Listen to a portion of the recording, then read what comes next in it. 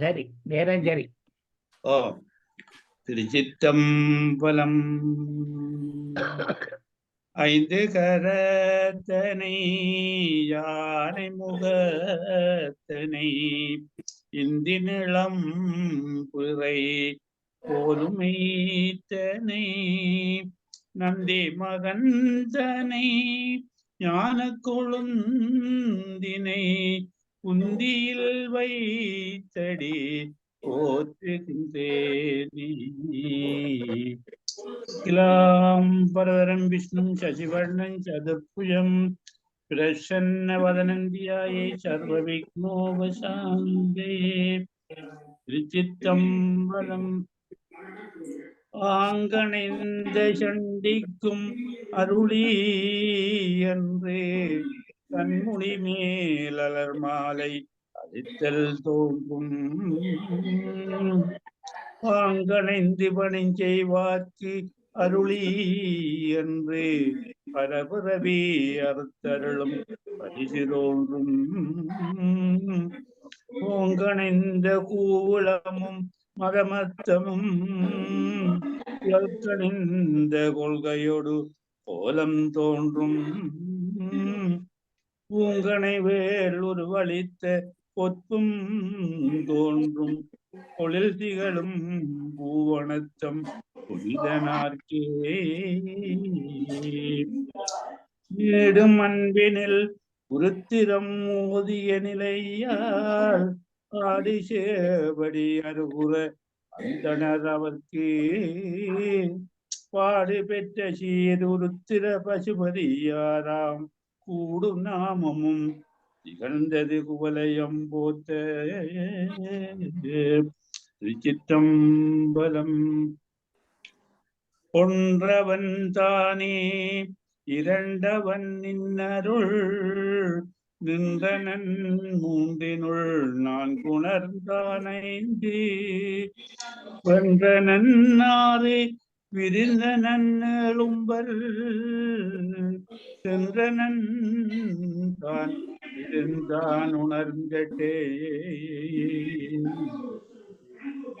குரு பிரம்மா குரு விஷ்ணு குரு தேவோ மகேஸ்வர குரு சாட்சாத் பரபிரம்மம் தஸ்மை ஸ்ரீ குரவே நமக. தெளிவு குருவின் திருமேனி காண்டல் தெளிவோ குருவின் திருநாமம் செப்பல் தெளிவோ குருவின் திருவார்த்தை கேட்டல் தெளிவோ குரு குரு சிந்தித்தல் தானே. திருச்சிற்றம்பலம். நமோ பார்வதிபதையே ஹரஹர மகாதேவா. நமோ பார்வதிபதையே ஹரஹர மகாதேவா. நமோ பார்வதிபதையே ஹரஹர மகாதேவா. தென்னாடுடைய சிவனே போற்றி நிறைவா போற்றி. இன்பமே சூழ்க எல்லோரும் வாழ்க. சிற்சபேஷா சிவசிதம்பரம் மேன்மைகொள் சைவ நீதி விளங்குக உலகம் எல்லாம். எம்பெருமான் தில்லை அம்பல நடராஜனின் திருப்பாதார விந்தங்களை போற்றி பணிந்து திருவாபடுதுறை ஆதீன குருமுதல்வர் நமசிவாய மூர்த்திகளினதும் 24வது குருமகா சன்னிதானம் அவர்களினதும் பொன்னார் திருவடிகளை போற்றி பணிந்து இன்றைய நிகழ்வுக்கு வந்திருக்கும் உங்கள் அனைவரையும் அன்போடும் மகிழ்வோடும் வரவேற்று வணக்கத்தை கூறி நான் இந்த நிகழ்ச்சியை ஆரம்பிப்போம். நாங்கள் திருமந்திரம் 4வது தந்திரத்திலே சில விஷயங்களை பார்த்து கொண்டிருக்கிறோம். அநேகமாக இப்போது பைரவி சக்கரம், பைரவி மந்திரம், அதுக்கப்புறம் பைரவி சக்கரம், பைரவி மந்திரத்தை தான் பார்த்து கொண்டிருக்கிறோம். அசபை பார்த்த நாங்கள், திருவம்பலி சக்கரம், மற்ற அர்ச்சனை பார்த்த நாங்கள், அவகுண்டம் பார்த்த நாங்கள், அதாவது சக்தி பேதத்துல திரிபுர சக்கரம் பார்த்த நாங்கள். இப்போது பைரவி சக்கரம், பைரவனுடைய சக்தி பைரவி என்று பார்த்தீங்க. அதுல 1079வது மந்திரத்தை ஏற்கனவே பார்த்து நாங்கள். திருநந்தி சேவகன் தன்னோடும் பொன்னங்கிரியில் பூதலம் போற்றிடும் பன்னும் பரிபிடி அந்தம் பகலவனோடு உன்னும் திரிபுரை ஓதினுந்தானுக்கே. தென்னன் திருநந்தி சிவபகன் தன்னோடும், தென்னன் என்றது அழகன் என்று சொன்னாங்க. அதாவது தென்னாடுடைய சிவன், தென்னாடு சிவனுக்கு ஒரு பெயர், தென்னாடுடைய சிவன் அல்ல தென்னன் என்றாலும் அதுவும் பாண்டியனுக்கு ஒரு பெயர் இருக்குது. இங்கே தென்னன் என்பது சிவனை குறிக்கின்றது. தென்னன் திருநந்தி சிவபகன் தன்னோடும். அப்ப தென்னன் திருநந்தி சிவபகன் என்று சொல்லப்படுகின்ற இறைவன் எல்லாரோடும், சிவனாக இருக்கிறான், நந்தியாக இருக்கிறான், தென்னனாக இருக்கிறான். அவன் பொன்னங்கிரியில், இந்த பொன்னங்கிரி என்பது இந்த மேருமலை என்று சொல்வோம். மேருமலை எங்களுக்குள்ளே இருக்கின்றது சாஸ்திரம். அதிலே பூதலம் போற்றிடம் உலக மக்கள் எல்லாம் வாழ்த்தி வணங்க புரிந்து கொண்டிருக்கின்றார். பன்னும் பரிபிடி, பன்னும் பரிபிடி என்றது வேதங்களால வடிவாக சொல்லப்படுகின்ற பிரணவம் என்று சொல்லப்படுகின்ற அந்த பரி என்றது பரிவு, இலகிய தன்மை, அஞ்ஞான தன்மை, இரக்கமுள்ள தன்மை. பிடி என்பது பெண்யானை. இங்கே பரிபிடி என்பது இரக்க சிந்தை உள்ள, கருணை உள்ள, திருவருள் கடாட்சம் பெற்றுள்ள அந்த யானை, பெண் யானை போன்ற இருக்கின்ற இந்த சக்தி. பகவனோடு அது சமவாயம் ஆகும் ஓங்காரம். அந்தம் பகவனோடு அது என்ன செய்கிறது? இறுதியாகிய அந்தம் என்று இறுதி. அந்த மாதிரி என்பனார் புலவர் என்று சொல்லி தூஞான போகத்துல முதலாவது சூத்திரம் சொல்லுதோ, அந்தமும் ஆதியும். எங்களுக்கு திருவம்பாவில பார்த்தாங்க, ஆதியும் அரும்பரின் சோதி என்றும் பார்த்த நாங்கள். இறைவன் அதுவும் அந்தமும் இல்லாமல் ஆதியும் இல்லாத அனாதியானவன். அந்த வகையில தான் இங்கே அந்தம் என்பது இறுதி நிலை, ஊழிக்கால நிலை, பிரளய கால நிலை, சர்வ சங்கார காலம். இறைவன் சர்வ சங்கார காரணனாக இருக்கிறான். அப்படிப்பட்ட இறைவனோடு அந்தம் பகவன், பகவன் என்பது இறைவன். அகரங்களுக்கெல்லாம் ஆதி பகவன் முதற்றே உலக. பகவன் என்பது இங்கே இறைவனை சொல்லியிருக்கிறது. இன்னும் திரிபுரை ஓதி நின்றானுக்கே. இவ்வாறு இருக்கின்ற அந்த திரிபுரையோடு உண்ணுகின்ற நினைக்கின்ற அல்லது முன்னுக்கு நிற்கின்ற எங்களை ஆசுவாசப்படுத்துகின்ற அல்லது முனைப்போடு நிற்கின்ற அந்த திரிபுரை ஓதி நின்றானுக்கே. அவர் திரிபுரை என்பது இந்த அப்படியப்பட்ட இறைவனை நினைப்பவருக்கு, திரிபுரையை ஓதி நிற்கிற அன்பருக்கு, இறைவனோடு சேர்ந்திருக்கின்ற திரிபுரை அல்லது பைரவியை நினைத்து வழிபடுவதற்கு இறைவன்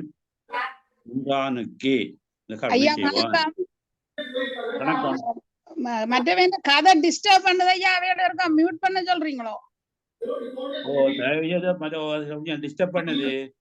நீங்கள் அதை எல்லாரும் மியூட் பண்ணுங்க, தயவு செய்து மியூட் பண்ணி விடுங்க. யாரு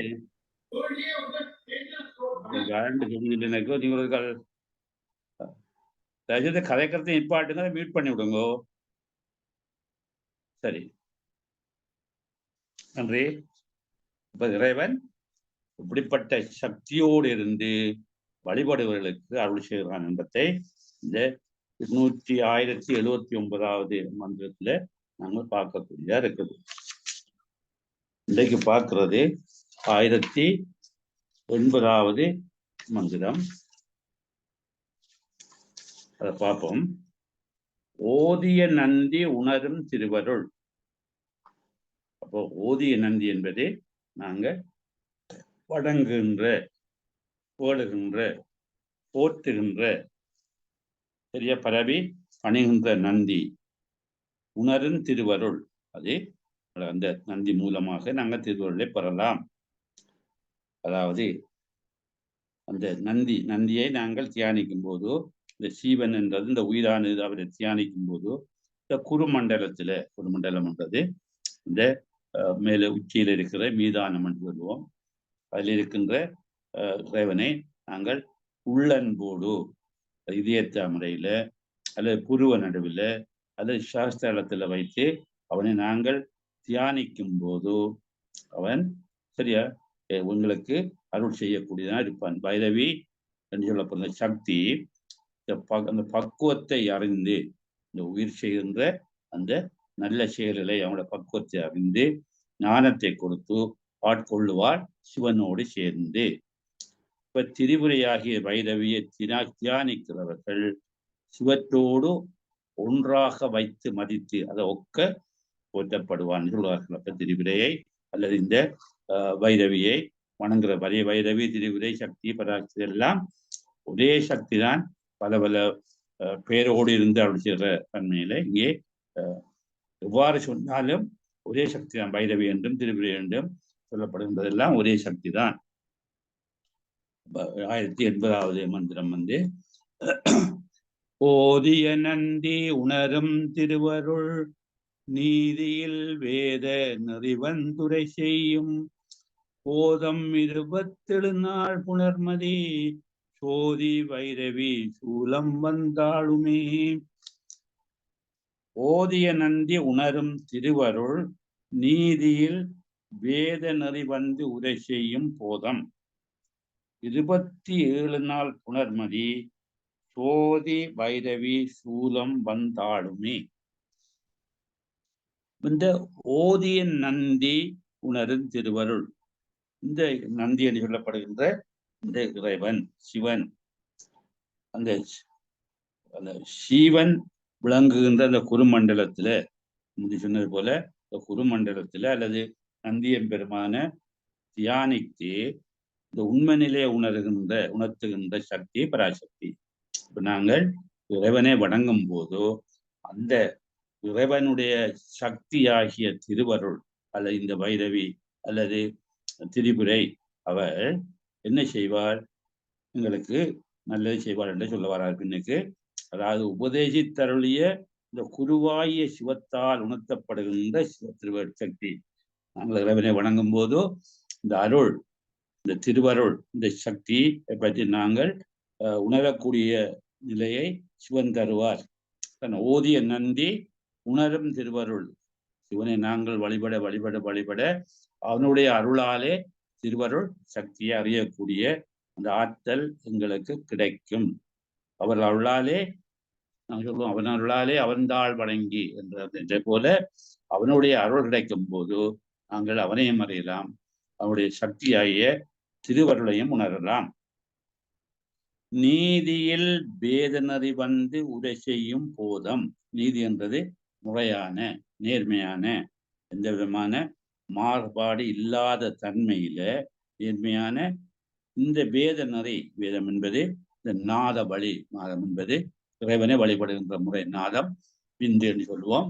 இந்த வேதம் வந்து இறைவனை ஒளி வடிவாகவும் காட்டுகின்றதுதான் வேத நெறி. நீதியில் வேத நெறி இந்த நாத வழி அல்லது இந்த வேத ஆகம நெறிப்படிக்கு உரை செய்யும், அந்த உயிர்களுக்கு உபதேசம் செய்யும். உரை செய்யும் என்பது போதிக்கும், அருள் உரை செய்யும், உபதேசம் செய்யும். இப்ப வேதனரை வந்து உரை செய்யும் போதம், போதம் என்பது ஞானம்.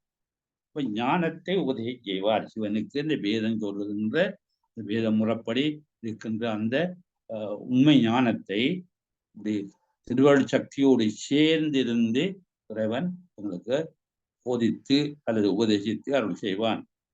அது வேத மார்க்கமாக இருந்தவர்களை வந்து இந்த ஞானத்தை விளக்கி உபதேசம் செய்து அருள்வான் அந்த இறைவன் சக்தியோடு சேர்ந்து சொல்லுகின்றார். 27 நாள் புணர்மதி, இந்த மாதிரி உபதேசிக்கப்படுறவருக்கு நாங்கள் முந்தைய முருகா பார்த்தா சந்திர வட்டம் என்று சொல்லி, இந்த 27 நாள் சந்திர மாதம் சொல்லுவோம், சந்திராயம் என்று சொல்லுவோம். அப்ப அந்த 27 நாள் வந்து சந்திர மண்டலம், சந்திர வட்டம், அந்த அதுல வந்து அந்த சந்திரனானது பூரணமான நிலையே இருக்கும். 27 நாள் முடிவு. அந்த அப்படியான நிலையில இந்த 27 நாள் மற்றது ஷோடச கலை என்று சொல்லுவாங்க. ஷோடச கலை என்றது நாங்கள் பார்த்த நாங்கள் ஆலயங்கள்ல பூஜை செய்யும் போதோ அந்த குருவானவர் அல்ல அந்த புரோகிதர், அந்த ஐயர், அந்த அந்தனர் ஷோடச உபசாரம் செய்வார். 16 விதமான உபசாரங்கள், ஆசனம், ஐத்தியம், பாத்தியம், அப்படி 16 விதமான உபசாரங்களை செய்வார். அதே போல ஷோடசம் என்பது 16 கலைகள், சந்திரனுக்குரிய கலைகள் 16 கலைகள். அந்த 16 கலைகள் பூரணமான நிலை வந்து பூரண நிலை.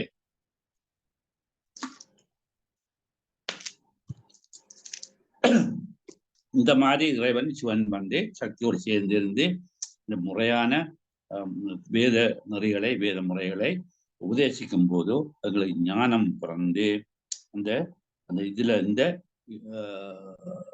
சந்திர மண்டலத்துல 16 கலைகளையும் பொருந்தக்கூடிய ஒரு நன்மையை தரும். இந்த 27 நாள் என்பது ஒரு சந்திர வட்டம். அந்த சந்திரன் சுற்றி திரிகின்ற ஒரு கால கட்டத்தை 27 நட்சத்திரத்தையும் 27 நாளாக சொல்லி, இந்த 27 நாளை ஒரு மாதமாக சொல்லி, அந்த ஒரு மாத முடிவாக இருக்கின்ற நாளை பூரண நாள்னு சொல்லியும், அந்த பூரண நாள் வந்து இந்த 16 கலைகளும் பொருந்தப்பட்ட ஒரு மேலான நாள் என்று சொல்றார். அதான் நான்மீன்கள் என்று சொல்வார்கள். விண்மீன்கள் 27ஐயும் பொருந்திய இந்த திங்களை, இந்த சந்திரனை இடமாக கொண்டோ இந்த ஷோடச கலைகளை பெறக்கூடிய தன்மையை எங்களுக்கு இறைவன் சக்தி மூலமா அளிக்கிறான். சோதி வைரவி சூலம் வந்தாடுமே. இந்த சோதி வடிவாகி இருக்கின்ற இந்த வைரவியின் சூலம், அவருடைய கையில சூலாயுதம் இருக்குது. அந்த சூலாயுதம் வந்து இந்த உயிர்களுக்கு நல்ல அருளை செய்யும். அது 3 விதமான சக்தியை அந்த முத்தலை சூலம் குறிக்கின்றது. ஆரணி, உரோயினி, உரோத்தாயத்தையும் சொல்லி ஏதோ 3 விதமான சக்திகளை அது குறைக்கின்றது. வேற வேற பொருளும் சொல்லப்பட்டாலும் 3 சக்திகளை சிறப்பாக சொல்லுகின்றது. இந்த ஒளி, அதாவது சோதி வைரவி என்றது ஒளி வடிவாகிய இந்த வைரவி சூலம் வந்தாலுமே, சூலத்தை கையிலே தாங்கி வந்து இந்த பக்தி செலுத்துகின்ற இறைவனை வணங்குகின்ற அந்த உயிர்களுக்கு, அந்த மேலான சீவன்களுக்கு தன்னுடைய ஆற்றலை வெளிப்படுத்தி காத்தருள்வார். திருவருளால காத்தி அருள்வார். ஏன் நந்தி என்பது, ஓதிய நந்தி என்பது நாங்கள் விரும்பி அவனை போற்றுகின்ற நந்தி என்று சொன்னாங்க. திருமூல நந்தி என்பதற்கு சிவன் என்ற சொல்லுகின்றார். அவர் நந்தி என்று சொன்னால் சிவனைத்தான் குறிக்குது. மற்றது அந்த சிவன் இருக்கின்ற குருமண்டலம், குருமண்டலம் என்றது சகஸ்திரத்தையும் குறிக்கிறது நந்தி. நந்தி உணரும் திருவருள் வேதனை வந்து போதம் விட செய்யும். இந்த நந்தியானவர், நந்தி என்பது இந்த சிவன் அல்லது குருமண்டலத்தில் இருக்கின்ற ஒளிமயமாயிருக்கிறவர் வந்து எங்களுக்கு என்ன செய்கிறார்? அருள் செய்கிறார். அவர் அருள் வந்து தேவியே அந்த ஞானத்தை வழங்குகிற இந்த வைரவி அல்லது திரிபுரை அல்லது சக்தி வந்து சிவத்தோடு வந்து சேர்ந்து ஞானத்தை எங்களுக்கு பரிபூர்ணமாக உணர்த்துகின்ற அந்த திருவருளாக விளங்குவாள். தான் சொல்லப்படுற விஷயம். போதம் என்பது ஞானம், ஞானத்தை உபதேசிக்கிற தன்மை இருக்கும். இந்த சூலம் வந்தாளுதல் என்பது, இந்த சூலம் என்பது இந்த துன்பங்களை, கஷ்டங்களை, துயரங்களை, இடர்களை நீக்கி ரட்சிக்கிறது, அருள் செய்கிறது, காப்பாற்றி உதவி செய்கிறது சொல்லுவார். சூலம் என்பது முத்தலை வேல். சரியா? அது இடர்களை களைவது, துன்பங்களை நீக்குவது. அந்த முத்தலை வேலையும் வந்து நாங்கள் ஆரணி, ரோகிணி, உத்தியாயினி என்ற கருத்தோடையும் சொல்லுவோம். அல்லது சோமன், சூரியன், அக்கினி என்ற 3ஐயும் குறிப்பதாக சொல்லப்படுது. சொன்னது போல முத்தலை வந்து 3 சக்திகளை, அல்லது சூரியன், சந்திரன், அக்கினி என்ற 3 ஒளிகளையும் குறிப்பதாக சொல்லப்படுகின்றது. அதான் ஒளி என்று சொல்வதார். மதி சோதி சூலம் வந்து அருளுமே. இந்த அம்மை என்றது இந்த வைரவி அல்லது திரிபுரையானவள் சூலத்துடன் வந்து உடலை நீக்கி காத்தருளுவாள் சொல்வார். நாங்கள் தோத்து பார்க்கும்போது மறைநூல் வேத நூல்கள் அருளி தந்த பரம்பொருளை நூல்களை எங்களுக்கு அள்ளி தந்த அந்த பரம்பொருளை மேலான சிவனை மறைநூல் அருளி தந்த பரம்பொருளை அன்னையின் திருவருள் துணையால் உணருங்கள். இப்ப திருவருளோடு சேர்ந்திருந்து இறைவனை நாங்கள் உணரலாம். இறைவனுடைய அருள் எங்களுக்கு திருவருள், அதை நாங்கள் இறைவனை வணங்கி இந்த திருவருளை நாங்கள் சிவனோடு சேர்த்து வழிபடக்கூடிய தன்மையை உணருங்கள் சொல்லுகின்றார். அன்னையின் திருவருள் துணையால் உணருங்கள். ஞான மார்க்கத்தை முறையாக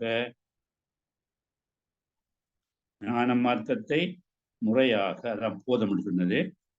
அவள் அடியவர்களுக்கு அருளை செய்வாள். சிவனை வணங்குறவளுக்கு, சக்தியை வணங்குறவளுக்கு அவள் திருவருள் சக்தி எங்களுக்கு கைகூடும் சொல்கிறார். சரியோ? குருவருளின்றி திருவருள் இல்லை, திருவருளின்றி இறையருள் இல்லை என்பது முதியோருடைய வாக்கு. அந்த வகையில குரு மூலமாக சிவனைய குரு, அந்த குரு மூலமாக திருவருளை பெற்று திருவருள் மூலமாக சிவனை அடையலாம் என்று சொல்கிறார்கள். அப்ப இந்த ஞான மார்க்கத்தை முறையாக அவள் அடியவர்களுக்கு அருளி செய்வாள். நட்சத்திர கூட்டங்கள் 27 சூழ்ந்திருக்கும், அதை சந்திர வட்டம் சொல்லுவோம். வெண்ணிலவின் 16 கரைகளும், சந்திரனின் வெண்ணிலவு என்பது சந்திரன், சந்திரனின் 16 கலைகளும் பொருந்தியுள்ள சோதி சுடர் வடிவான வைரவி.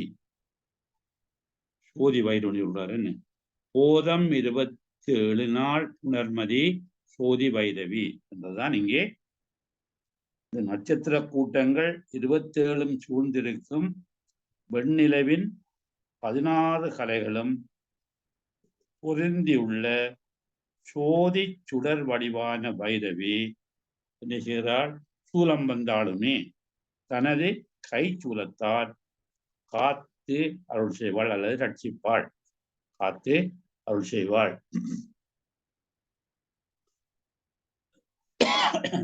ஓதிய நந்தி உணரும் திருவருள் நீதியில் வேத நறிவந்துரை செய்யும் போதம் 27 நாள் புணர்மதி சோதி வைரவி சூலம் வந்தாலுமே.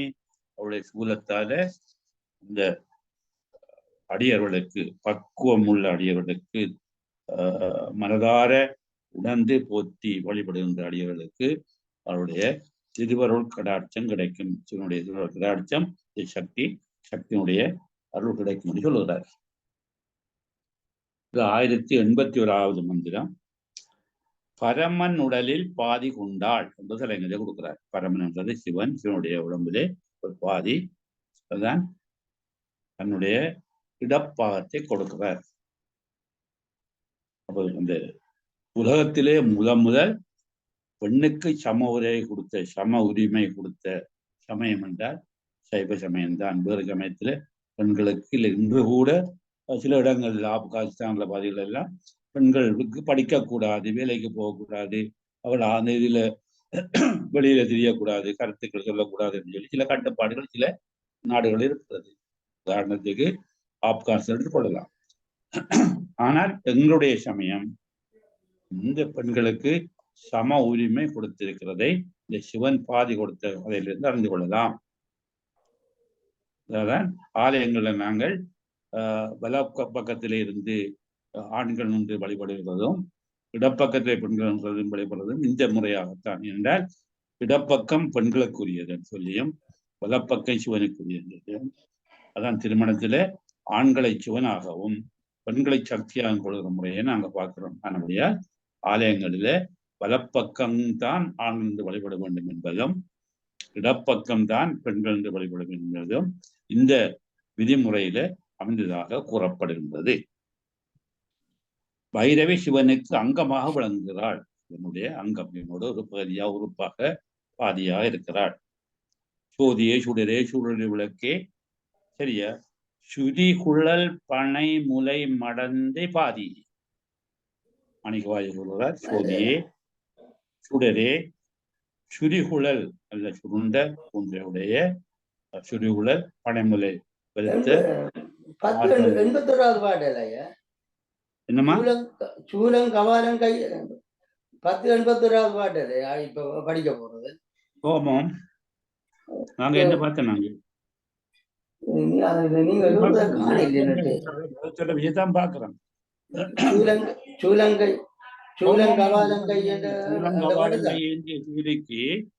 நாலாங்கரமுள்ள நாகபாசங்குஷ சரியா அந்த மாலயங்கான் அறியாத வடிவுக்கு மேலங்கமாய் நின்ற மெல்லிய நாள் என்று சொல்லிதான் இந்த மேலங்கம் என்றதை விளக்கம் தர்றார்.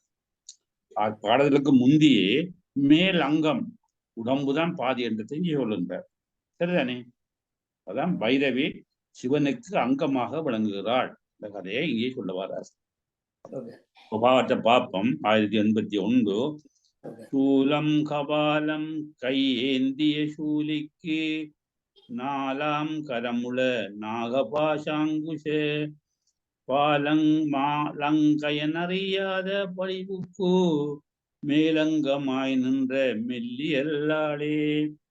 சூலம் கபாலம் கை ஏந்திய சூலிக்கு நாலாம் கரமுள நாக பாசாங்குஷம் மால் அங்கு அயனறியாத வடிவுக்கு மேல் அங்கமாய் நின்ற மெல்லியல் ஆளே.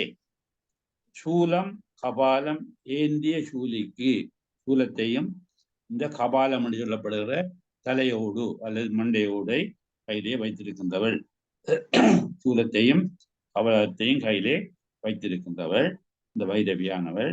அதாவது முத்தல சூலத்தையும் இந்த தேவர்கள் என்று சொல்லப்படுகின்ற பிரம்மா விஷ்ணு இப்படிப்பட்டவருடைய அந்த ஒரு பிரளய காலத்திலையும் அவர்களும் உயிர் வர்க்கம் அவர்களும் அழிகிறார்கள். அப்படிப்பட்ட அழிந்தவருடைய அந்த கபாலத்தை என்னென்றால் இந்த சக்தியின் சிவனும் தான் முழு முதல் பொருள்கள், மற்றவையெல்லாம் அழியக்கூடிய உயிர்கள் என்பதை உணர்த்துவதற்காகத்தான் அவர்கள் இந்த கபாலத்தை கையில் ஏந்தியிருக்கிற கதையை சொல்லுகின்றார். இந்த விண்ணோர் தலையோட்டை, இந்த விண்ணருடைய தலையோட்டை ஏந்தி விளங்குகின்ற சூலி, சூலி என்றது சூலத்தை கையிலே வைத்திருக்கிற சூலி, திரிசூலி என்றது முத்தலை சூலத்தை கையிலே ஏந்தியவள். நாலாம் கரமுள, கரம் நாலாம் உட, 4 கைகள் இருக்கின்றன. அவருக்கு அழகிய 4 கைகள் இருக்கின்றன என்று சொல்றார். நாக பாசாங்குஷம், அந்த 2 கையில பார்த்தனாங்க. முதல் கபாலமும் சூலமும் ஏந்தின கை, 2 கை முடிஞ்சது. அடுத்த 2 கையிலிருந்து நாகமும் பாசாங்குஷமும் வச்சிருக்கிறார். அதாவது மற்ற கையில நாக பாசத்தையும் பாசக்கயிறாக நாகத்தையும், பாசக்கயிறாக நாகத்தையும் என்றது பாம்பையும், அங்குஷம், அங்குஷம் என்றது இந்த யானை அடக்குகின்ற கருவி, அதை தோட்டி என்று சொல்லுவோம். தெரியும், யானைப்பான் கையில ஒரு ஒரு துரட்டை மாதிரி படியை வச்சிருப்பான். அதுல ஒரு வளைஞ்ச இரும்பு மாதிரி ஒன்றும் அந்த நுனியில இருக்கும். அதை யானையிட காதுக்குள்ளே அதை வைச்சான் என்றால் யானை எந்த விதமான குழப்படியும் பண்ணாமல் சொல்லுக்கு அடக்கம் அடக்குன்றது. சரியா? 5 அடக்குறது. இந்த 5ஐயும் அடக்கக்கூடியது தொண்டரஞ்சி களிரும் அடக்கி என்று சொல்லுறாருன்னு சம்பந்த பெருமான். தொண்டர் 5 களிரையும் அடக்கி, இந்த களிரை என்ற யானையை அடக்கிறது அங்குஷம். அதே போல எங்களுக்குள்ளே இருக்கின்ற 5 இந்த விதிகளை, 5 கருவிகளை, 5 புலன்களை அடக்கக்கூடியது இந்த பக்தியாக இருக்கும். அப்போ ஒரு கையில சூலமும் கபாலமும், 2 கையிலையும், ஒரு கையில சூலம், இன்னொரு கையில கபாலமும், மற்ற 2 கையில ஒன்றில நாகம் என்று சொல்லப்படுற பாம்பை பாசக்கயிறாகவும், அடுத்த கையில இந்த அங்குஷம் என்று சொல்லப்படுகிற யானை அடக்கிற கருவியாக இருக்க தோட்டியையும் வச்சிருக்கிறாள். தோட்டியையும் வகையில் இருக்கிறது. மாலங்கு அயனறியாத வடிவுக்கு, திருமாலும் பிரமனும் அறியாத சரியா சிவபெருமான் போதிப்பிளம்பாக இருந்து அடிமுடியை காண சொல்லியும் திருமாலால அதாவது எழுதலம் உருவ இடந்து பின்னைத்து சரியா காணாத சொல்லி எழுதல் முழந்து வைத்து ஊழி முதல்வ என்று வளர்த்தியும் காணாம் மலர் அடியினை ரெண்டு காலையும் அது நிலத்தை தோண்டி தோண்டி தோண்டி தோண்டி சென்று பார்த்தாலும் அவரால் காண முடியல. பிரம என்ன என்றால் அன்னப்பிரவியாக மேல பறந்து சென்று அவருக்கும் காண முடியவில்லை. அது போக போக போக போக அந்த ஒளி வடிவான அந்த தீப்புலம் நீண்டு கொண்டே போகுது.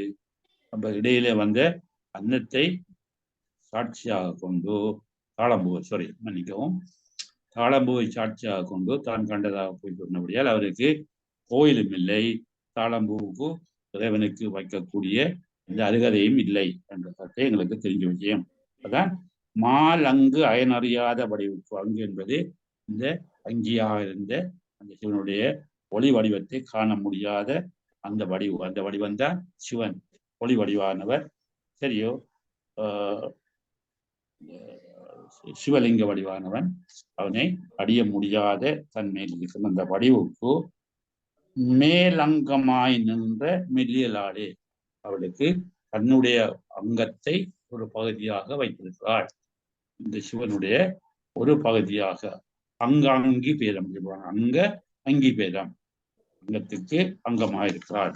அங்காங்கி பேதமாக இந்த சக்தி சிவனுக்கு இருக்கிறாள். அதான் முடி சொன்னது, சிவனுடைய ஒரு பகுதியை, அதாவது இடப்பகுதியை தன்னுடைய பகுதியாக கொண்டு விளங்குகிறாள். அங்கமாக இந்த மெல்லியல் என்பது மெல்லிய தன்மை உள்ளவள், மென்மையானவள். நான் சொல்வேன் சொப்ட் என்று சொல்லுவோமே, பெண்கள் பொதுவாக மெல்லிய தன்மை உள்ளவர்கள். சரியோ, சூலி என்பது சூலத்தை உடையவள், துர்க்கை என்று சொல்லுவோம், சக்தி என்று சொல்லுவோம், பராசக்தி என்று சொல்லுவோம். நாகபாசம் என்பது இந்த பாம்பாகிய பாசக்கயிறு, அங்குயம் என்ற தோட்டி. மேலங்கம் என்பது இந்த மேல் பொருந்திய, அதாவது ரெண்டு பேரும் ஒன்றாக இருக்கின்ற ஒருவருடைய உடம்போடு இன்னொரு உடம்பு சேர்ந்து இருக்கின்ற தன்மை, அதே சிவனுக்கு அங்கமாக இருக்கிறது. சிவன் அங்கி, சக்தி அங்கம். இதை சொல்றது அங்காங்கி பாவம். சிவன் அங்கி, சக்தி அங்கம். அங்கத்தை உடையவன் அங்கி, அந்த அங்கம் எங்களுக்கு சக்தியாக இருக்கின்ற சிவனை தன்னுடைய ஒரு கூறாக கொண்டவன். சரியா, பாதி ஒரு கூறாக வைத்திருக்கின்ற சிவன். உமையொரு பாகம் உடையானை, மாதுரு பாகன், அர்த்தநாரீஸ்வரன் எல்லாம் இந்த அப்படியான சேர்ந்திருக்கிற வடிவத்துக்கு சொல்லப்படுகின்றது. அதுதான் நாங்கள் அங்காங்கி பாவம், அங்கம் சக அங்கி, அங்காங்கி பாவம். அங்கமாகிய அந்த சக்தியானவள் அங்கியாகிய சிவனோடு இருக்கிறாள் என்பதை இங்கே சுட்டி காட்டப்படுகின்றது. தொகுத்து பார்க்கும்போது சூலம், திரிசூலம் மண்டையோடு இவற்றை கையில் ஏந்திய சூலிக்கு, சூலி என்றது இந்த சக்திக்கு அல்லது துர்க்கைக்கு அல்லது பைரவிக்கு அல்லது திரிபுரைக்கு எல்லாம் ஒன்றுதான். நாங்கள் வேறு வேறு பேரை சொல்லி அழைக்கிறோம்.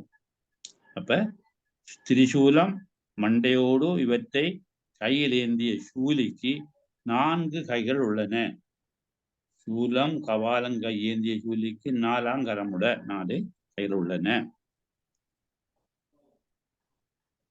சூலம் கபாலம் ஏந்தியது போக, சூலம் கபாலம் ஏந்தியது போக எஞ்சியுள்ள இருகரங்களிலும், 4 கரமுடன் சொன்னவர், எஞ்சியுள்ள இருகரங்களிலும் நாகமாகிய பாசக்கயிற்றையும், அதாவது பாம்பு பாசக்கயிறாகவும், அங்குஷம் என்னும் தோட்டியையும் கொண்டுள்ளாள். 4 கையிலே 4 பொருட்கள் உள்ளன. ஒன்று திரிசூலம், அடுத்தது கபாலம், அடுத்தது இந்த பாம்பாகிய பாசக்கயிறு, அடுத்தது அங்குஷம் என்று சொல்லப்படுற தோட்டி. அப்ப 4 கையிலே 4 விதமான பொருட்களை கையிலே வைத்திருக்கிறாள். திருமாலும் பிரமனும் தேடியும் அறியாத, திருமாலும் பிரமனும் தேடியும் அறிய இயலாத திருவடிவுடைய சிவபெருமானுக்கு, திருவடிவுடைய சிவபெருமானுக்கு மேலங்கமாய்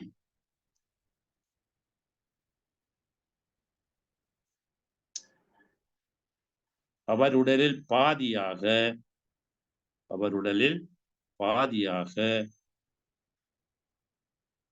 பொருந்தியவளாக நின்ற மெல்லியலாளே, அதாவது விளங்குபவள் மென்மையான சூலாயுத பாணி வைரவி ஆவாள். விலங்கமாய் நின்ற மெல்லியலாளே சொல்லும்போது இந்த பாதியாக பொருந்தியவளாக, அதாவது நின்ற மெல்லியலாள் சொல்லுகின்ற விளங்குகின்ற மென்மையான தன்மையுடைய சூலாயுத பாணி வைரவி ஆவாள். சூலத்தை கையில வச்சிருக்கின்ற சூலி என்று சொன்னார், கையில சூலத்தை கையிலே வைத்திருக்கிறவள் என்று சொல்லி நாங்கள் தோத்து பார்த்தோம். சூலம் கபாலம் கையேந்திய சூலிக்கு நாலாம் கரமுள நாக பாசாங்குஷம் மாலாங்கயனறியாத வடிவுக்கு மேலங்கமாய் நின்ற மெல்லியலாளே அங்காங்கி பாவமாய் இருக்கிறாள். அடுத்தது 1082வது மந்திரம். செந்நிற மேனி சிவானந்த நாயகி. அவள் சிவந்த வடிவானவள். அவள் கருமை வடிவானவளா இருப்பாள், பச்சை வடிவானவளா இருப்பாள். சரியோ, ஒவ்வொரு வடிவுக்கும் ஒவ்வொரு நிறமாக இருப்பாள். இங்கே சொல்லுகின்றார் செந்நிற மேனி சிவானந்த நாயகி. வைரவின் இயல்பு இங்கே சொல்லப்படுகிறது. மெல்லியல் வஞ்சி விடமி கலைஞானி சொல்லிய கிஞ்சுக நிறம் மன்னும் சேயிலை கல்லியல் ஒப்பது காணும் திருமேனி பல்லியல் ஆடையும் பன்மணி தானே. மெல்லியல், ஒவ்வொரு வடிவத்தையும் அவர் தன்மையை சொல்லுகின்றார். மெல்லியல், வஞ்சி, விடமி, கலை ஞானி, சொல்லிய கிஞ்சுக நிறம் மன்னும் சேயிலை கல்லியல் ஒப்பது காணும் திருமேனி பல்லியல் ஆடையும் பன்மணி தானே. இது அவருடைய தோற்றம். என்ன சொல்றார் என்றால், மெல்லியல் மென்மையானவள், இதக்க குணம் படைத்தவள், தாராள சிந்தனையை கொண்டவள். மெல்லியல் தோற்றத்திலே கொடி போல இருக்கிறன்னு சொல்லுவோம். சரியா, துடியுடை கொடி போலிடை என்று சொல்லுவோம். மெல்லியல் மென்மைத்தன்மை உள்ளவள். சரியா, இதக்க சிந்தனை படைத்தவள், எல்லாருக்கும் அருளும் கருணை தன்மை உள்ளவள், பேரிரக்கம் மிக்கவள் என்றால் மெல்லியல். வஞ்சி, வஞ்சி என்பது ஒரு கொடி, வஞ்சி கொடி போல இருக்கிறவள். அதை சீந்தல் கொடி என்று சொல்லுவார்கள். வஞ்சியை சீந்தல் கொடி, அது அப்படியே படர்ந்து போயிருக்கும், அந்த அசைந்து ஆடி போயிருக்கும். அப்ப வஞ்சியாக மெல்லிய கொடி போல இருக்கிறாள். ஐயோ, கொடி போன்றவள், வஞ்சி கொடி போன்றவள். விடமி, விடம் என்பது விஷம், அவரோடு விஷத்தன்மை பொருந்தியவள். எப்படிப்பட்ட என்றால், இந்த நிறையிலிருந்து, முறைமையிலிருந்து, நேர்மையிலிருந்து தவறுவர்களை கண்டிக்கிறவள். அதான் விஷமி என்பது. இந்த விஷத்தை போல அவள் இப்படியான பிழை செய்கிறவர்களை, குற்றமிழைக்கிறவர்களை, கொடுமை செய்கிறவர்களை கண்டித்து அல்லது தண்டனை கொடுத்து திருத்தவர்களானபடி அவளை விஷமி, அதை விடமின்னு சொல்லுவோம். சரியோ, விடம் விஷம் ரெண்டு மூன்றுதான். சரியோ, வடமொழியில விஷம், அதை தமிழ் படுத்தும் போது விடம்னு சொல்லுவோம். வடமொழி சொல்லுதான். இந்த 6 உயிர்களின் வினைக்கீடாக அவள் வஞ்சித்தலும், வஞ்சி என்பது வஞ்சிக்கிறதுக்கும் வரும். வஞ்சித்தலும் அல்லது வஞ்சி கொடி போட்டிருக்கிறவளும், தண்டித்தலும் விடமி, அவள் தண்டிக்கிற வேலையும் செய்கிறாள். கலைஞானி, அவள் எல்லா கலைகளிலும் சரியா வல்லவள், கலைகள் எல்லாவற்றையும் சிறந்து விளங்குகிறவள். சரியோ, அதாவது இந்த கலைஞானமே வடிவானவள்.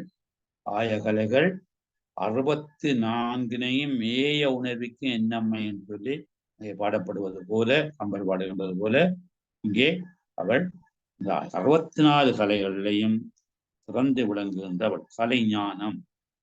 திருவட்பயனிலே சொல்லுகின்றார் உமாவதி சிவம், நற்கும் சரக்கன்று நன்னில் கலைஞானம் கற்கும் சரக்கன்று கான்.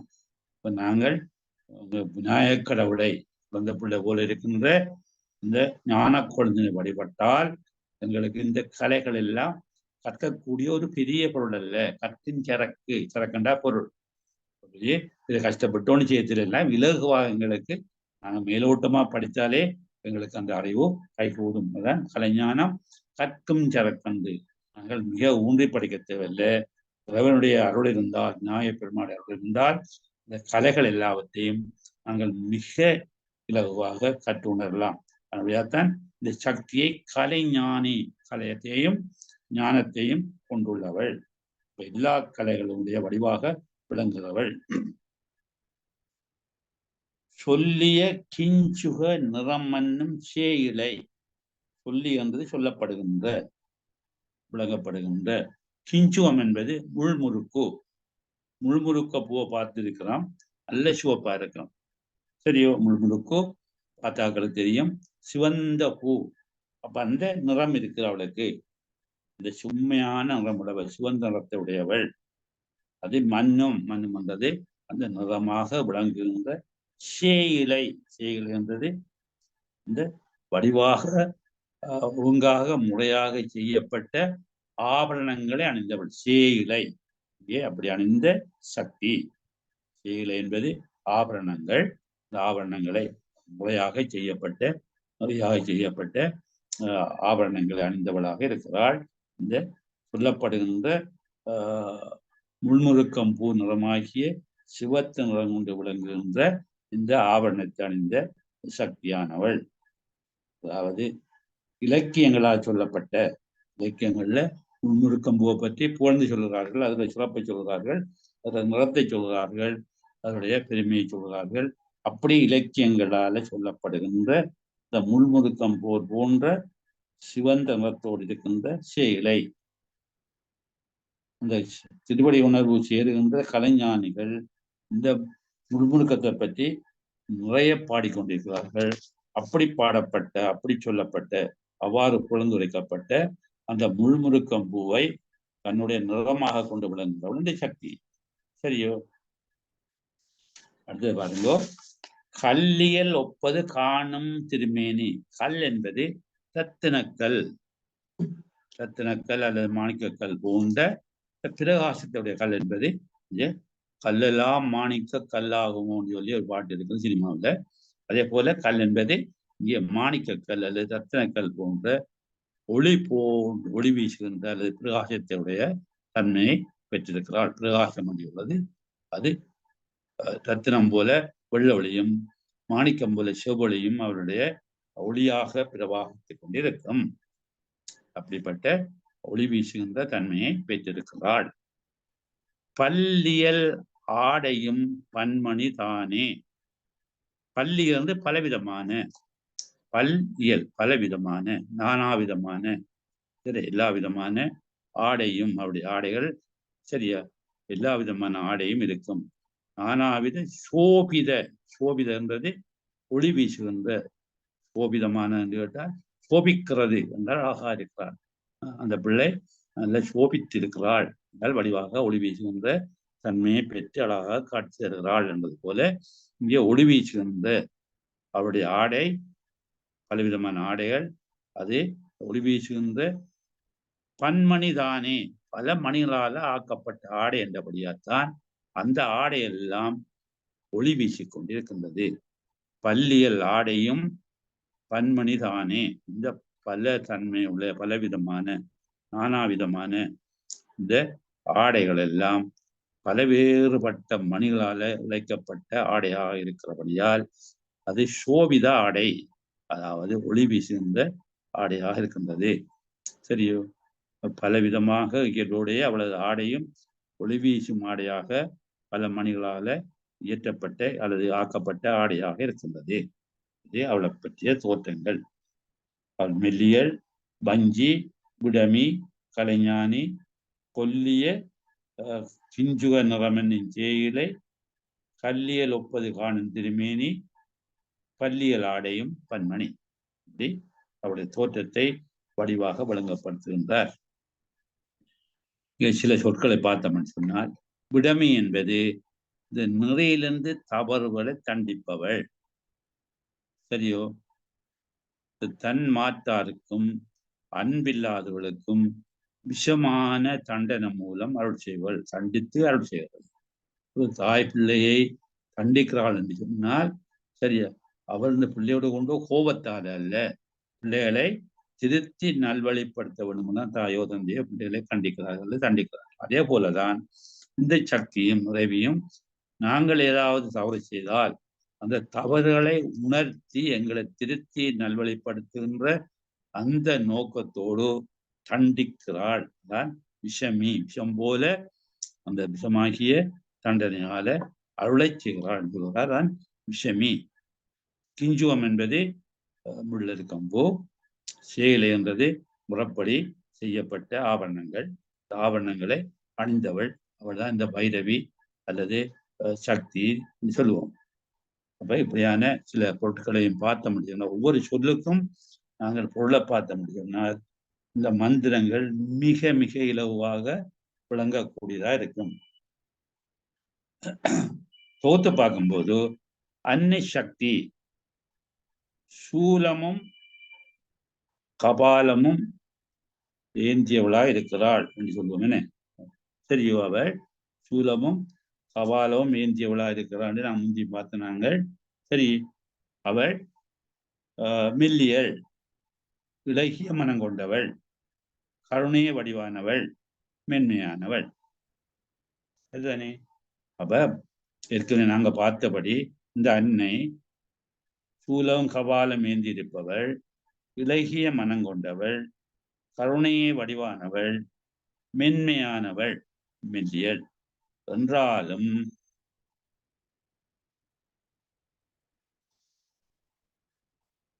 ஆன்மாக்களின் வினைப்பயனுக்கு ஏற்ப ஆன்மாக்களின் வினைப்பயன்களுக்கு ஏற்ப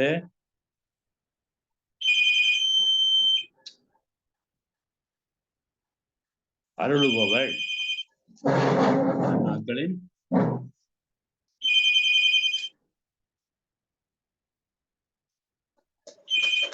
ஹலோ இதுக்கு நான் பாருங்க.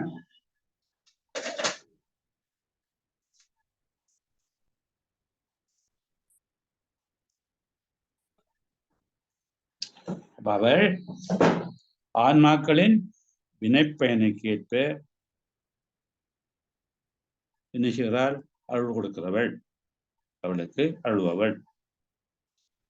சீந்தில், சீந்தில் என்பது வஞ்சி கொடி போன்று, சீந்தில் என்பது இங்கே வஞ்சி கொடி போன்று, சீந்தில் கொடி போன்று கீழ் நோக்கியும் மேல் நோக்கியும் படர்ந்து அருளும் தன்மையினல். இந்த கொடி கீழுக்கும் மேலுக்கும் பறந்தது போல இவ்வளவு அருளும் எல்லா பக்கமும் பறந்து செல்லும். கீழ் நோக்கியும் மேல் நோக்கியும் படர்ந்து அருளும் தன்மையினள். கர்ம நியாயம் தவறி நடப்பவர்களை, கர்ம நியாயம் தவறி நடப்பவர்களை கண்டிக்க தவறாதவள் தான் விடமி. கர்ம நியாயம் தவறி நடப்பவர்களை கண்டிக்க தவறாதவள் விடமி. கலை ஞானம் கைவரப் பெற்றவள், கலை ஞானம் கைவரப் பெற்றவள். புகழ்ந்து சொல்லும் இலக்கியங்களாலும் புலவர்களாலும் புகழ்ந்து சொல்லப்படுகின்ற முள்முருங்கை போன்ற சிவந்த நிறம் கொண்ட திருமேனி உடையவள். இலக்கியங்களிலும் பல இலக்கியங்களாலும் புலவர்களாலும் புகழ்ந்து சொல்லும் முள்முருங்கை பூ போன்ற சிவந்த நிறம் கொண்ட திருமேனி உடையவள்.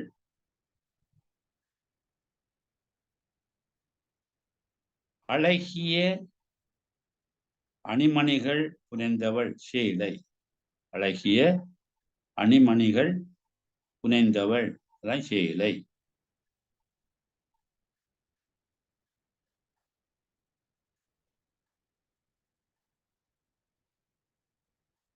மாணிக்கக்கல் அல்லது ரத்தினக்கல் போன்று ஒளி வீசும்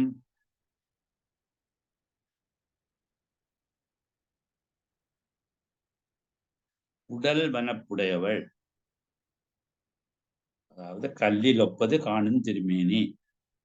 அது மாணிக்கக்கல் போல சிவந்த ஒளியாயும் இருக்கும், ரத்தினக்கல் போல வெண்ணிறமான ஒளியையும் வீசிக்கொண்டிருக்கும்.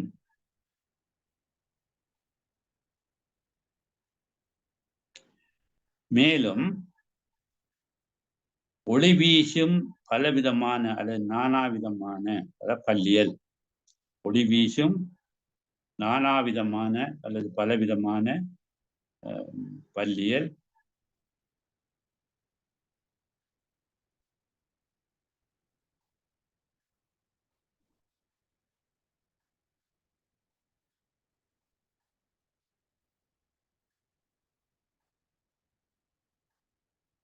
பன்மணி கொண்டவையாக இருப்பவற்றை அணிந்தவளாக இருக்கிறாள். பலவிதமான ஒளி வீசுகின்ற, அதாவது பல மணிகள் இழைக்கப்பட்ட ஆடைகளை அணிந்தவளாக இருக்கிறாள். தான் மெல்லியல் வஞ்சி விடமி கலைஞானி சொல்லிய கிஞ்சுக நிறமென்னும் சேயிலை கல்லில் ஒப்பது காணும் திருமேனி பல்லியல் ஆடையும் பன்மணி தானே.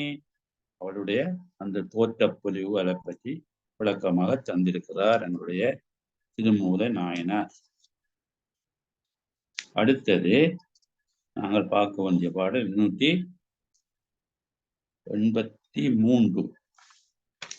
1083 மணிக்கும் 1083 வந்து அவள் இந்த சக்தி, இந்த பைரவி, இந்த துர்க்கை அல்லது இந்த திரிபுரை அணிமணி பூண்ட ஆனந்தவல்லி. ஏற்கனவே ஒரு தோற்றத்தை பற்றி சொன்னவர்.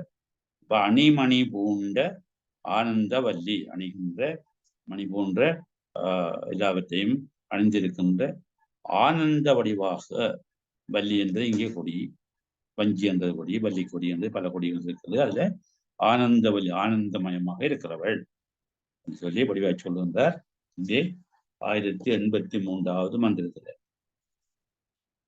பன்மணி சந்திர கோடி திருமுடி சொன்மணி குண்டல காதி உலைக்கண்ணி நன்மணி சூரிய சோம நயனத்தில் பொன்மணி வன்னியும் பூரிக்கின்றாளே. பன்மணி சந்திர கோடி திருமுடி சொன்மணி குண்டல காதி உலைக்கண்ணி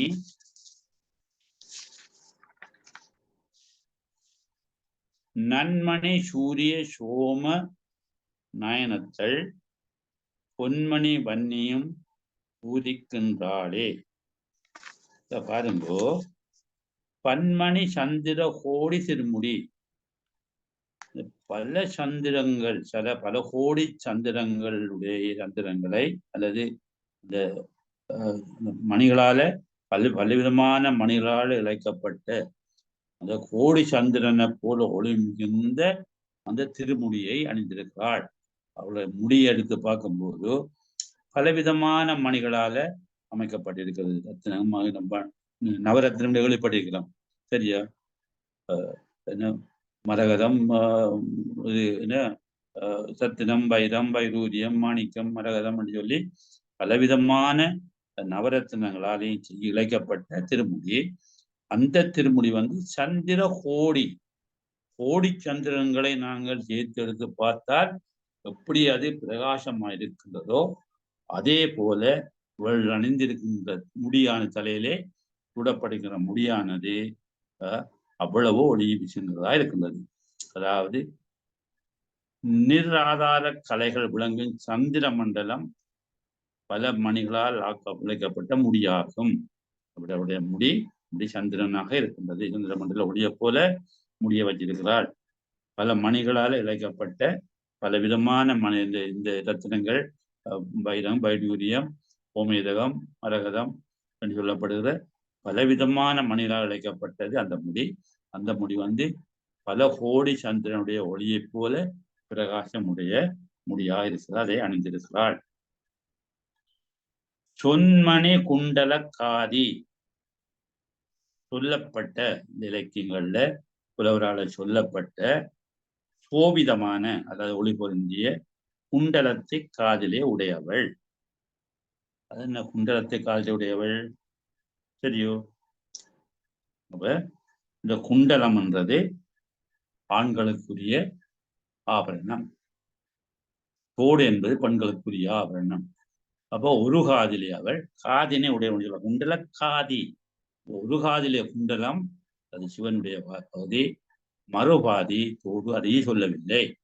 அப்பே அவள் குண்டல காதி, அவள் குண்டல காதையுடைய இறைவனோடு சேர்ந்திருக்கிறாள். சரியோ? அது குண்ட சொல்லப்பட்ட அந்த ஒளி பொருந்திய குண்டலத்தை இருக்கிறாள். அந்த குண்டலத்துக்கு இன்னொரு பெயர் ஆகாயம். குண்டலத்துக்கு அணிகிற ஆபரணம் குண்டலம், இன்னொரு பெயர் ஆகாயம். அவர் ஆகாயத்தவே காதாக உடையவள். அப்படி பரந்த அந்த ஒளிமயமான தன்மையை கொண்டவள். காது ஆகாயம் என்று சொன்னால் ஆகாயம் ஒளிக்குரிய இடம். அப்ப சிறந்த ஒளி வடிவமாக இருக்கிறாள்.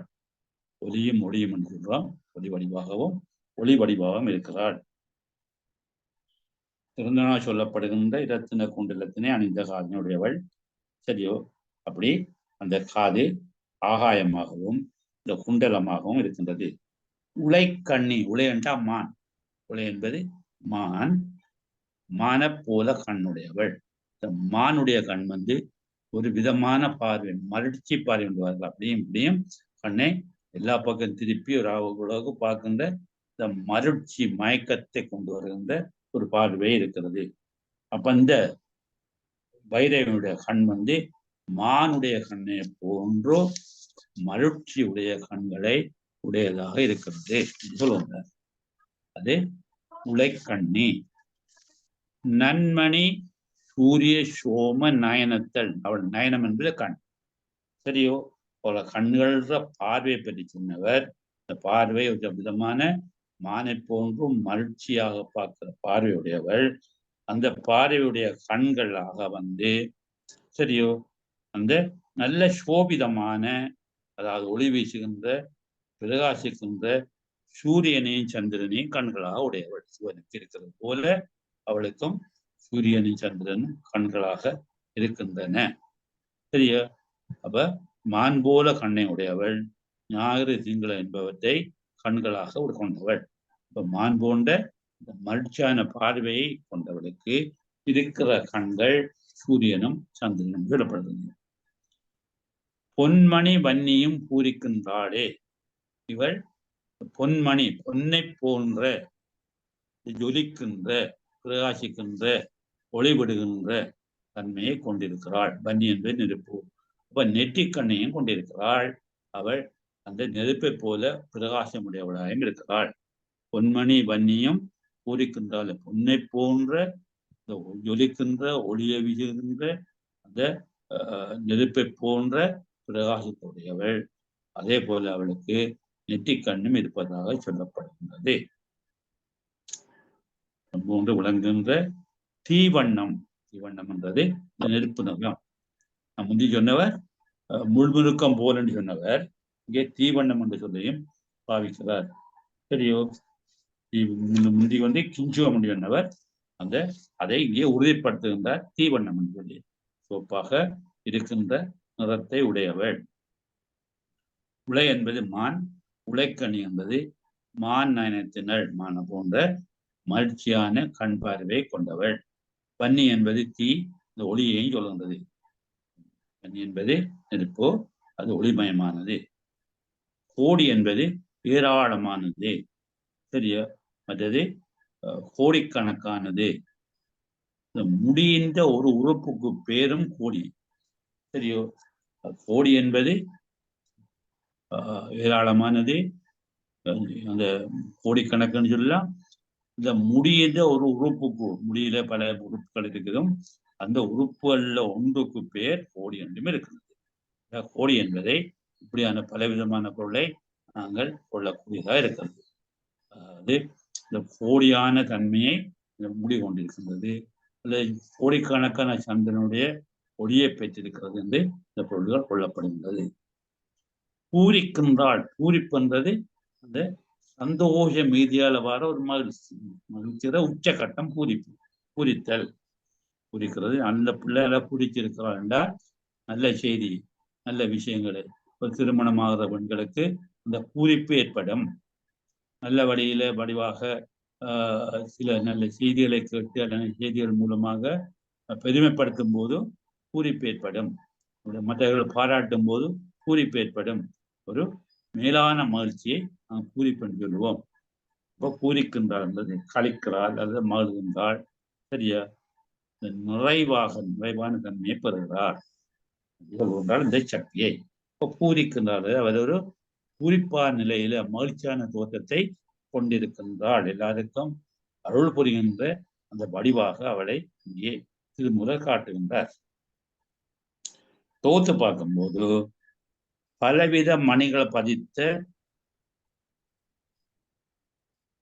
சந்திரக்கரைகள் பொருந்திய திருமுடியை தலையில் சூடியவள். பலவித மணிகள் பதித்த சந்திரகலைகள் பொருந்திய திருமுடியை தலையில் சூடியவள்.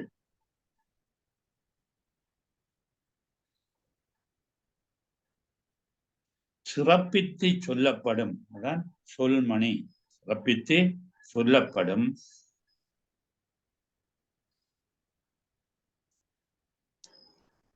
மகர குண்டலங்களை அணிந்த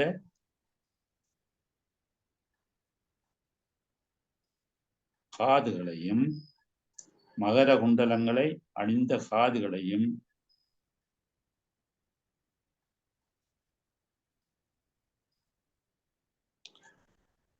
மானின்னது போன்ற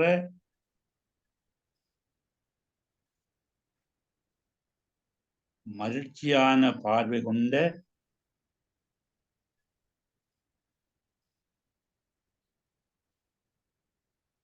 அழகிய கண்களையும் கொண்டவள். மானினது போன்ற மகிழ்ச்சியான பார்வை கொண்ட அழகிய கண்களையும் கொண்டவள். நல்ல மணி ஒளி போன்ற சூரிய சந்திரர்களை, நல்ல மணி ஒளி போன்ற சூரிய சந்திரர்களை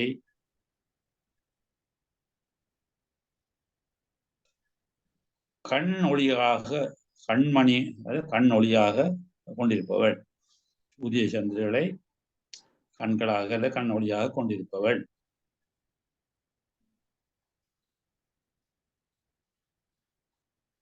இவ்வைரவி, இந்த வைரவி பொன் போலும் ஒளிவிடும், பொன் போலும்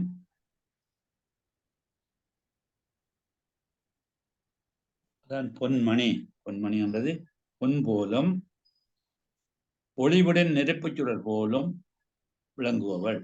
பொன் போலும் ஒளிவிடும் நெருப்புச் சுடர் போலும் விளங்குபவள்.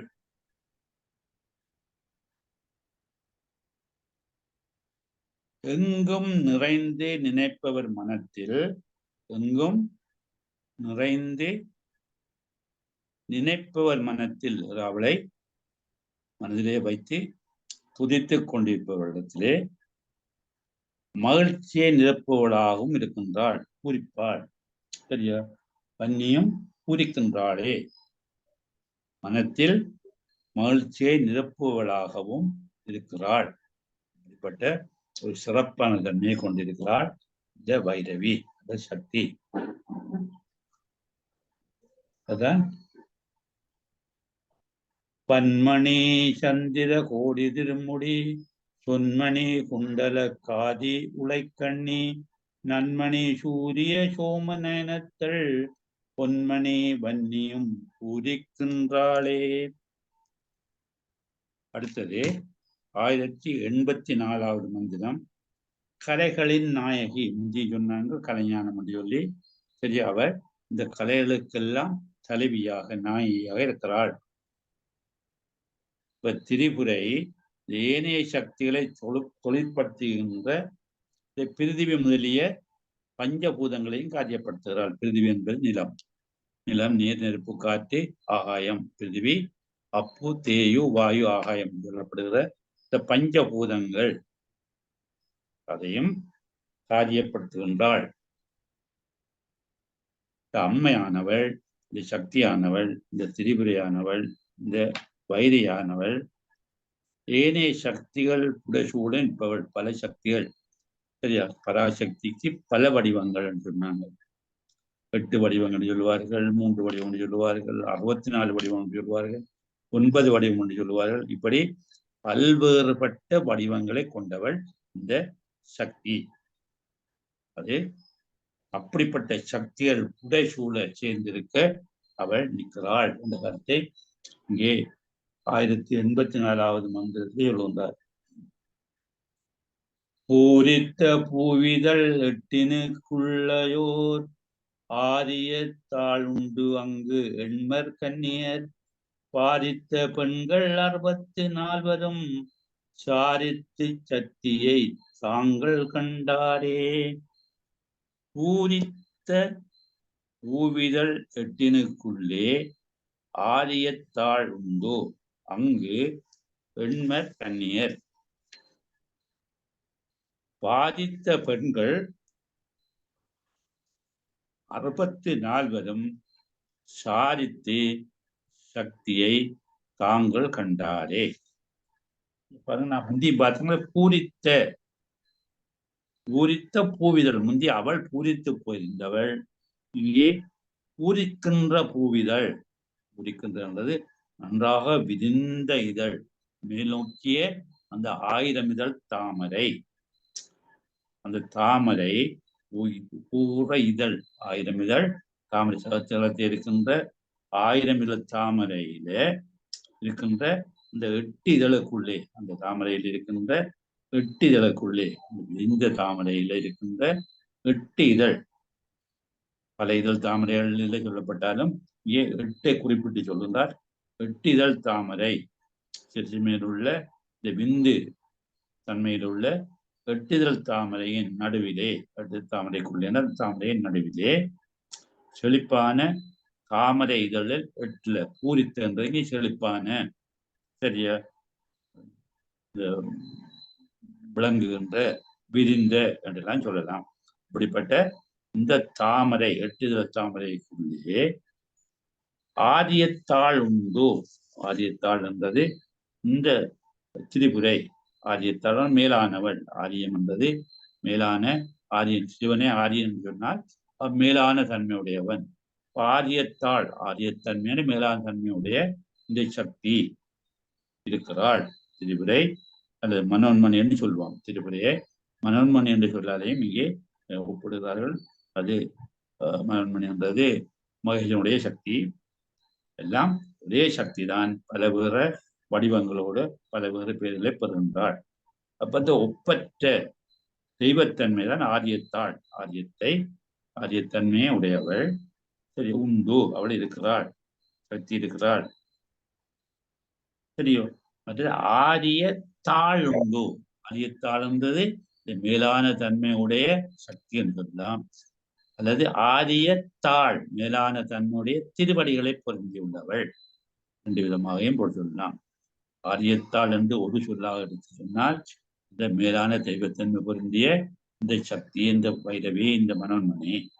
அதே போல இந்த மேலான தன்னுடைய திருவடிகளை கொண்டவள் அந்த சக்தி சொல்லி அப்படியும் சொல்லலாம். சக்தியின் திருவடிகள் இருக்கின்றது. சரியோ? பூசிக்கத்தக்கவள். அங்கு எண்மர் கன்னியர், அந்த அவளை சூழ அந்த சக்தியை, அந்த திரிபுரையை, அந்த பைரவியை, அந்த மனோன்மணியை சூழ 8 கன்னியர். 8 சக்திகள். 8 கன்னியர் என்பது 8 சக்திகள் உள்ளார்கள். அங்கே இந்த மாறாத ஆற்றலும் கருளும் மிக்க கன்னியர் என்பர். கன்னியர் எண்மர் உள்ளார்கள் 8 கன்னியர் 8 சக்திகள் இருக்கிறார்கள். அது மற்ற பாருங்கோ, பாதித்த பெண்கள் 64 பாதித்தது விரிவடைந்த விளக்கமுட்ட, சரியா, அது பல்கி பெருகிய. இப்போ ஒவ்வொரு இந்த கன்னிக்கும் 8 சக்திகள் விடுகிறார்கள். இந்த 8 சக்திகளும் ஒவ்வொரு சக்தியும் 8ஆக விரியும் போது 64 சக்திகளாகவும் விளங்குகிறார்கள். சரியா, ஒவ்வொரு சக்திக்கும் பாதித்தென்றது அந்த விளங்கப்படுகின்ற அல்லது விரிவடைகின்ற அந்த சக்திகள், அந்த சரி அந்த பரந்த அல்லது விரிந்த தன்மையுடைய இந்த சக்திகள், இந்த 8 பேரும், சரியா, 64 ஒவ்வொருவருக்கும் 8 8 பேராக 64 பேராக அவர்கள் அந்த விரிந்திருக்கிறார்கள். 8 பேரிடத்தின் மூலமாக இந்த 64 பேரும் விரிந்திருக்கிறார்கள். 64 கலைகளுக்கும் தலைவிகளாக இருக்கிறார்கள். 64 கலைகள் பார்த்தீங்கன்னா ஆய கலைகள் 64 சொல்லும்போது இந்த 8 சக்திகளும் 64 கலைகள் வடிவமாக 64 கலைகளுக்குரிய தெய்வங்களாகவும் விளங்குகிறார்கள். சொல்லுங்க. இப்போ பாதித்த பெண்கள் 64 இவ்வாறு விரிவடைந்த 8 8 ஆக விரிந்து 64 வந்த அவர்களும் இந்த 64 கலைகளுக்கும் உரிய சக்திகளாக விளங்குகிறார்கள். பாதித்த பெண்கள் 64 சாதித்து சக்தியை தாங்கள் கண்டாரே. சாதித்து என்பது இந்த சூழ்ந்து அல்லது இயங்கி அல்லது நெருங்கி, சாதித்து என்பது சேர்ந்து, சரியா, இந்த சக்தியை தாங்கள் கண்டாரே. அப்ப அந்த சக்திகளை முன்னிறுத்தி, இந்த மனோன்மணியை அல்ல இந்த பைரவியை முன்னிறுத்தி 8 சக்திகளும், இந்த 8 சக்திகளிலிருந்து தோற்றம் பெற்ற 64 சக்திகளும் இந்த மனோன்மணி என்று சொல்லப்படுகின்ற பைரவியை நடுநாயகமாக வைத்து அவர்கள் அவரை சூழ்ந்திருந்தார்கள், சேர்ந்திருந்தார்கள் என்று சொல்லுகிறார். அந்த சக்தியை சுற்றி தரிசித்து வந்தார்கள். அவர்கள் அந்த சக்தியோடு சேர்ந்து கண்டு கொண்டிருந்தார்கள். அவர்கள் அனைவரும் இந்த திருவருளாய் ஆற்றலை, இந்த சக்தியை, இந்த பைரவியை சேர்ந்து உண்மை உணர்ந்து இருக்கிறார்கள் என்று சொல்கிறார்கள். இப்போ பாதித்து என்பது இந்த பரந்த ஒரு விரிந்த 8 பேரும் விரிஞ்சு போயிருக்கிறால் அது ஒரு என்ன சொல்றது, ஒரு ஒன்றில் தோன்றுறது, சரியா, அப்படி தோன்றியிருக்கிறார்கள். பூரித்து என்றது மலர்ந்த அல்லது செழிப்பாக இருக்கின்றது. சாதித்து என்பது சூழ்ந்து அல்ல இயங்குகின்றது. எண்மர் கன்னியர், இந்த திரிபுரையை அல்லது மனோன்மணியை சூழ உள்ள 8 கன்னியர், 8 சக்திகள், 8 கலைகள், இந்த பிரதானத்தில் உள்ள 8 கலைகள் இருக்கின்றன. 8 கலைகளும் பின்னர் 64 கலைகளாகவும் இருக்கின்றன. 8 கலைகளுக்கு அதிபதியாக இருக்கிறவர்கள் 8 கன்னியர். 8 கன்னியர் என்பது 8 சக்திகள். 8 சக்திகளை நாங்கள் பார்ப்போம். ஒரு சக்தியுடைய பேர் பாமா. பாமா என்பது ஒரு சக்தி, அதை பாமை என்று சொல்லுவார்கள். வடமொழியில பாமா என்று சொல்லுவார்கள். அதை பாமை என்று தமிழ்படுத்தலாம். பாமை என்ற ஒரு சக்தி. 2வது சக்தி ஜேஷ்டா. ஜேன்னா டாவனா அல்லது சேட்டை என்று சொல்லுவாங்க. அதை தமிழ்படுத்தும் போது சேட்டை, ஜேஷ்டா அல்லது சேட்டை. 3வது சக்தி வந்து சௌரித்திரி. சௌத்திரி, சௌவர்ண இத்தனை தீன சௌத்திரி. 4வது சக்தி காளி. காளி 4வது சக்தி. 5வது சக்தி கலவிகரணி. சக்தியுடைய பேர் கலவிகரணி. 6வது சக்தி பேர் பலவிகரணி. 5வது கலவிகரணி, 6வது பலவிகரணி, 7வது பலபிரமதனி. பலபிரமதனி 7வது. 8வது சக்திக்கு பேர் சர்வபூத தமனி. சர்வபூத தமனி. வந்து எட்டு சக்திகள், இந்த திரிபுரையை சுற்றி சூழ்ந்திருக்கிற எட்டு சக்திகளும் இந்த பிரணவத்துக்கு ஒரு வழியாக இருக்கின்றன. சரியோ, பிரணவ சக்தின்னு கூட சொல்லலாம். என்ன அப்ப அவர்கள் இந்த 8 கலைகள், பிரணவத்தில் உள்ள 8 கலைகளாக இருக்கிறார்கள். 8 கலைகளுக்கு அதிபதியாக இருக்கிறார்கள். 8 கலைகளும் பிரிந்து 64 கலைகளாக வரும்போது 64 சக்திகளாகவும் இருக்கிறார்கள். 64 8 சக்திகளின் ஆட்சியால் தொழிற்படும் பிரணவ கலைகள் 64. அதான் 64 கலைகள். தம்பி சொன்னது போல ஆய கலைகள் 64னையும் மேய உணர்விக்கும் என்னமை தூய உருப்பளிங்கு போல்வாள் என் உள்ளத்தினுள்ளே இருப்பள் இங்கு வாராது இட கம்பர் சொல்லுகிறார். வந்து ஆய கலைகள் உரிய அதிபதிகளாக இந்த சக்திகளை கொள்ளப்படுகிறது. ஆரியத்தாள் என்ன பார்த்தனாங்கள், மேலான தன்மை உடையவள், மனோன்மணி என்று சொல்லப்படுகிறவள். சரியோ, மற்றது மேலான தன்மையுடைய திருவடையுடையவள் அல்லது ஆரிய தாள், அந்த முதுகு தண்டு, இந்த முள்ளந்தண்டு அதுக்குள்ளே போற அந்த எவ்வளவு இடகலை பிங்கலை எல்லாம் சேர்ந்து சுழுமுனை நாடின்னு சொல்லுவோமே, அதுக்கும் இந்த ஆரிய தண்டுன்னு சொல்லுவோம். என்ன ஆரியத்தாள் என்று அதுக்குன்னு சொல்லப்படுது. தாள் என்ற தண்டு. வயல்ல நாங்கள் வயலெல்லாம் பற்றி எல்லாம் முடிஞ்சா பிறகு பார்க்க இந்த ஒட்டுத்தாள் என்று சொல்லுவோம். என்ன ஒட்டுத்தாள் என்பது வெட்டி போட்டு எஞ்சி எடுக்கிற தண்டு. தாள் என்பது இங்கே தண்டுக்கு வருகிறது. சரியோ, அப்படின்னு வருது. பல்வேறு பொருளை பல ஆசிரியர் சொல்கிறார்கள். நாங்கள் பொருத்தமானவற்றை எடுத்துக்கொள்ளலாம். தொகுத்து பார்க்கும்போது விரிந்து மலர்ந்த தாமரை மலர்களின் 8 இதழ்களும், விரிந்து மலர்ந்த தாமரை மலரின் 8 இதழ்களுக்கும் உள்ளே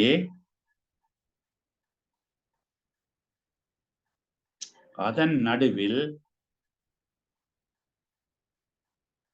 தண்டு ஒன்று உள்ளது. இங்கே தண்டு தாழ்ந்த தண்டு என்று சொல்லப்படுகின்றது. இங்கே தண்டு ஒன்று உள்ளது.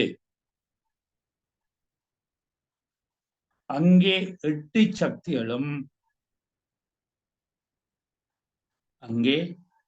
சக்திகளும் நடுவில் நடுநாயமாக மேலான மனோன்மணியும், அதாவது தண்டும் உள்ளனர். மனோன்மணியும் அதாவது தண்டும் உள்ளனர். இந்த 8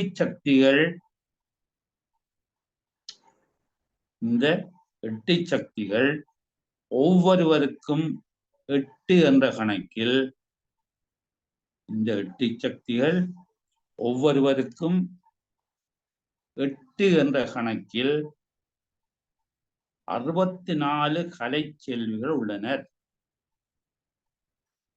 64 கலை செல்விகள் உள்ளனர். கலைகளுக்கு தலைவிகளாக இந்த சக்திகள் இருக்கிறார்கள்.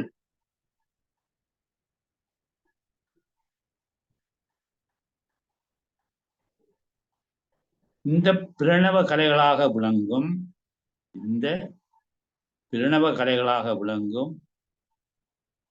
64 கலை செல்விகளும் 64 கலை செல்விகளும் பைரவியை சார்ந்து அல்லது சூழ்ந்து நிற்கிறார்கள்.